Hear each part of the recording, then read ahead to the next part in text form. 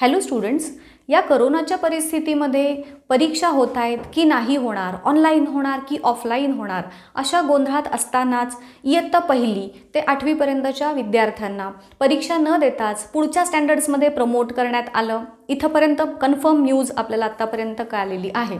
पण 9वी, 10वी, 11वी, 12वी या स्टँडर्ड्समधील मुलांचं काय, ह्या विद्यार्थ्यांचं काय, त्यांच्या परीक्षा ज्या आहेत, तुमचे प्रॅक्टिकल एक्झाम्स या न होता तुम्हाला त्याच्याबद्दल प्रोजेक्ट दिलेले आहेत, त्याच्यावरती तुमचे मार्क्स कन्सिडर करणार, ही न्यूज आहे. पण अजून ऑनलाईन की ऑफलाईन ह्याच्याबद्दलचा जो काही निर्णय आहे तो अजून घेतलेला नाही आहे आपल्या शिक्षण मंत्र्यांनी. पण आत्तापर्यंत हीच न्यूज आहे की परीक्षा ऑफलाईनच होणार, कारण एवढ्या सगळ्या स्टुडंट्सना ऑनलाईन फॅसिलिटीज अवेलेबल करून त्याप्रमाणे एक्झाम कंडक्ट करणं हे तसं बघायला गेलं तर खूप हेक्टिक वर्क असणार आहे.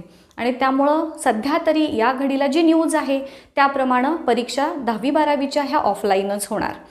मग आता ह्याच्यामध्ये तुम्हाला एक न्यूज अशी पण होती की मुलांना तुमच्या जवळचे जे सेंटर्स आहेत, एक्झामिनेशन सेंटर की जे तुमच्या घराच्या जवळ असतील, तिथे तुम्हाला एक्झाम देता येईल.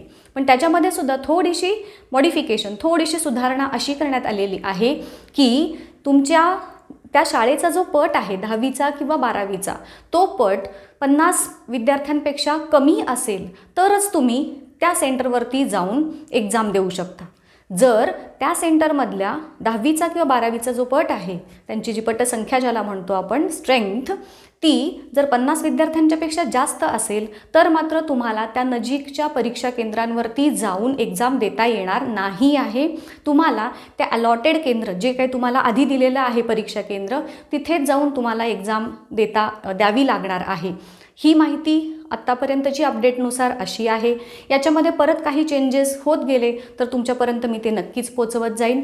तोपर्यंत तुम्ही टेन्शन अजिबात घेऊ नका, पॅनिक अजिबात होऊ नका, तुमचा अभ्यासावरती कॉन्सन्ट्रेट करा. येस, मला माहिती आहे थोडंसं अवघड जातं, अशा परिस्थितीमध्ये नक्की काय करावं हा गोंधळ आहे. पण तुम्ही फ्युचरचा विचार करा, फ्युचरच्या दृष्टीनं स्टडीचं प्रिपरेशन करा, कारण हा सगळा तुमच्या पुढच्या स्टडीचा पाया आहे, फाउंडेशन आहे. आणि त्यात जेवढं फाउंडेशन तुमचं चांगलं असेल तितकी तुमचं ॲकॅडमिक एक्सलन्स हा वाढत जाणार आहे. आणि त्यासाठी तुम्हाला खूप साऱ्या शुभेच्छा देते. आणि पुढचा जो काही निर्णय असेल तो होईपर्यंत तुम्ही तुमचा अभ्यास हा कंटिन्यू करत राहा असं सांगेन. All the best.